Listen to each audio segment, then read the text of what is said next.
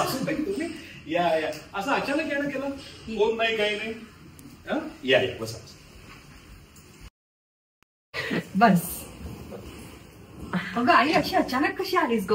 आणि मला एक कॉल केला असता मी घ्यायला आली असते ना तुला. अगं तुझी खूप आठवण येत होती, म्हटलं तुझ्याकडे येऊन राहावं थोडे दिवस. अरे आई असं काय बोलताय? थोडे दिवस कशाला?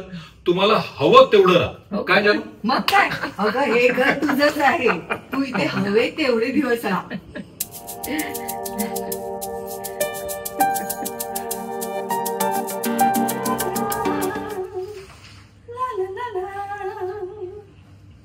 काय ग आई, गेली 15 दिवस मी बघते तुझी चौकशी करण्यासाठी दादाचा फोन नाही आला तो. जानू, हा मला ना तुला काहीतरी सांगायचंय. सांग की. तुमच्याकडे येऊन मला 15 दिवस झाले. अगं त्यात काय, राहा आरामात. हे पण तुझंच घर आहे ना. जानू, मला ना तुला काहीतरी सांगायचंय. मी तुझ्याशी खोटं बोलली ग. मी तुझ्याकडे कायमची राहायला आलीये. तुझ्या दादा आणि वहिनीने मला घराबाहेर काढले. काय? माझं घर, पैसा सगळं लुबाडलं. मला निराधार केलंय. मी तुझ्याकडे आधारासाठी आलीये. अगं असं झालं तरी काय? हे बघ आई, अशी तू रडू नकोस. अगं आपण काहीतरी मार्ग काढू. पण दादाने असं का केलं? पण तो हे असं कसं करू शकतो? हे बघा, कायद्याने तुमची प्रॉपर्टी कोणी नाही बळकावू शकत. आई, उद्या जर तुम्ही तुमच्या लेकावर केस केली ना तर तुमची प्रॉपर्टी तुम्हाला परत मिळेल. रक्ताच्या माणसावर केस करायची? पण रक्ताची नाती जर अशी क्रूरपणे वागायला लागली तर त्यांना धडा नको शिकवायला. काय? अहो मला पटतंय तुमचं, पण असं म्हणतात कोर्टाची पायरी शाण्यानी चढू नये. आणि ही केस वर्षानुवर्ष चालतच राहणार ग. हो ना, तेच तर. जावे बापू, मी आत्ताच 80च्या आसपास आलीये आणि ही कोर्टाच्या खेपा मारायला मला जमणार आहे का? इतकंच ना. मग तुम्ही एक काम करा, तुम्ही पॉवर ऑफ अटर्नी करा. आणि तुम्ही मेन्शन करा की तुमच्या मुलाने तुमच्या इच्छेच्या विरोधात तुमची सगळी प्रॉपर्टी बळकावली आणि तुमच्या पश्चात ती प्रॉपर्टी तुमच्या जावायला मिळेल, असं तुम्ही एक डिक्लेरेशन नोट द्या. येस. बाकी पुढे मी बघतो काय करायचं ते. असं कसं करता येईल मला? स्वतःच्या मुलाला आणि त्याच्या कुटुंबाला मी घराबाहेर काढणार? तो कसाही वागला, तो कसाही असला तरी आई आहे ना मी.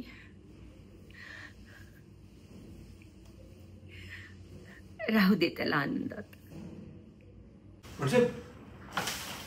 म्हणजे याचा अर्थ तुम्ही इथेच राहणार आयुष्यभर आमच्या डोक्यावर? हो काय बोलताय काय तुम्ही? काय बोलताय?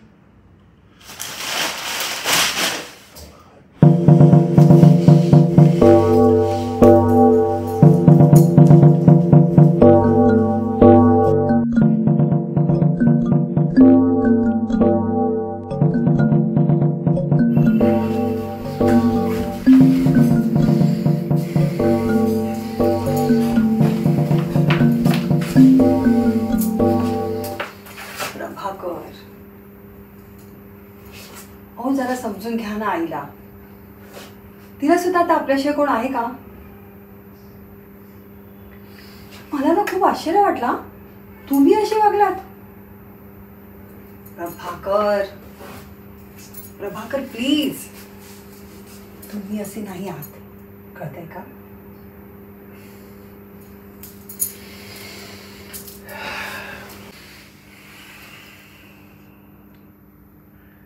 काय ना, बऱ्याच दिवसांपासून मी टेन्शन मध्ये.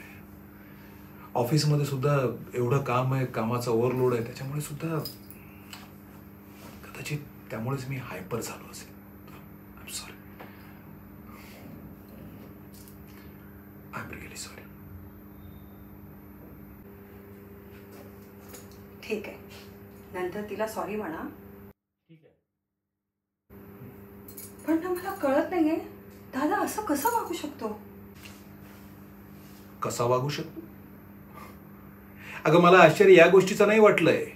मला आश्चर्य या गोष्टीचं वाटलं की अशा माणसाला धडा शिकवायचा सोडून तुझी आई तुझ्या भावाची बाजू घेते. अगं तिचा सगळा पैसा बळकावलाय त्यांनी. मला सांग, त्या पैशावर तुझा सुद्धा तेवढाच अधिकार आहे ना? मग मला ना अजिबात अपेक्षा नाहीये प्रभाकर. अरे आपलं चांगलं चाललंय. आपल्याला तिची इस्टेट घेऊन काय करायचंय? व्हॉट डू यू मीन अपेक्षा नाहीये म्हणजे? आता मला सांग, तुझ्या आईचं हे वाढतं वय, उद्या हॉस्पिटलायझेशन आहे, औषधं आहेत, तिचा हा सगळा मेंटेनन्स कोणी करायचा? कोण देणार आहे पैसा? तुझा भाऊ? हा सगळा खर्च आपल्यालाच करायला लागणार आहे ना? आणि तू विसरतेस का? अगं आपलं पिल्लू आता 12वीला आहे. त्याच्या अभ्यासाचा खर्च कोणी करायचा? आपण ना. मग कसं बोलतेस ग तू असं? मला ना तुमचं म्हणणं पटतंय. मी ना आईला केससाठी उभं राहायला सांगते. मी आता आईला सांगते. हे भिडाबाई, अरे कुठे चाललीस तू आता? हे बघ, 2 दिवस जाऊ दे, तिचा मूड बघ आणि मग तिच्याशी बोल. आणि जमलं तर मी पण सॉरी बोलेन तुझ्या आईला. ठीक आहे.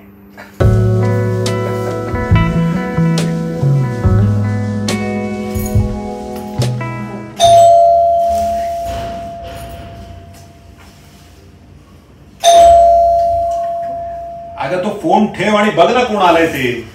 दिवसभर फोन घेऊन बसलेली असते.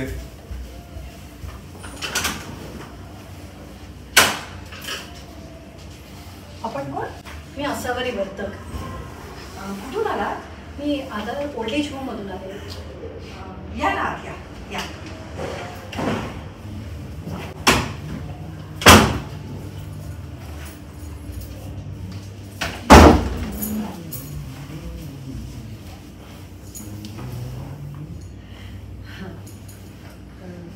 तुम्ही बोलत का?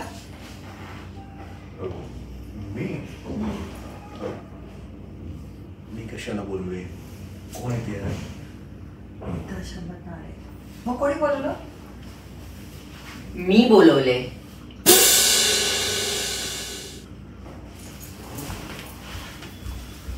अगं आई, हा काय वेडेपणा? तुला कोण काही बोललं का? सांग ना. आई, हे काय? द्या इकडे. आई द्या. जानो. आई. बरं या या या प्लीज. बस आहे. बस. आई,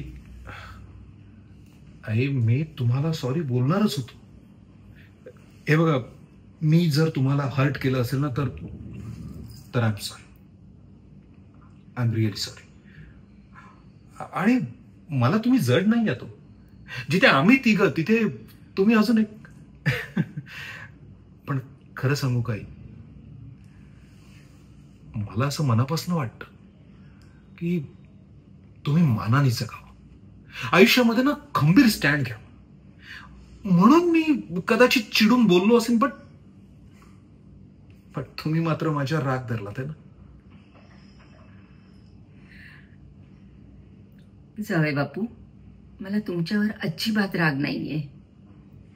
माझा पोटचा मुलगाच माझा नाही तर मी तुमच्याकडून काय अपेक्षा करू? आई, आई हे काय बोलताय तुम्ही? तुम्हाला कळतंय का तुमच्या या निर्णयामुळे माझ्यामध्ये आणि जानूमध्ये केवढा दुरावा येईल ते? हे बघा, तुम्ही कुठेही जायचं नाही. बस.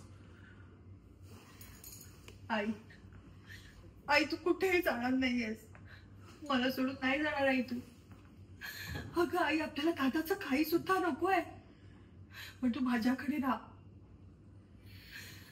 अगं हे तुला. मी तुम्हाला मुलासारखं आहे ना. मग प्लीज आई, तुमचं डिसिजन बदला बघू.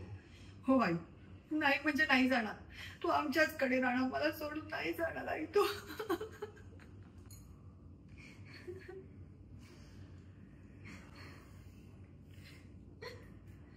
रडू नकोस ग. माझा निर्णय झालाय आणि मी जास्त दिवस राहिले ना आता तर तुमच्या नात्यातनं कटुता येईल. जावई बापू, मी आज जाते, पण आपण प्रत्येक सणाला असंच भेटत जाऊ. मी येऊन 2 दिवस राहीन आणि आठवणी घेऊन जाईन आणि हे चक्र असंच चालू राहील आणि आपल्या नात्यात पण गोडवा राहील. आणि हो जान्हवी, ह्यात कोणाचाही दोष नाहीये ग. दोष नशिबाचा आहे. सुखाने संसार करा, चांगल्याने राहा. आता मी निघते. हं.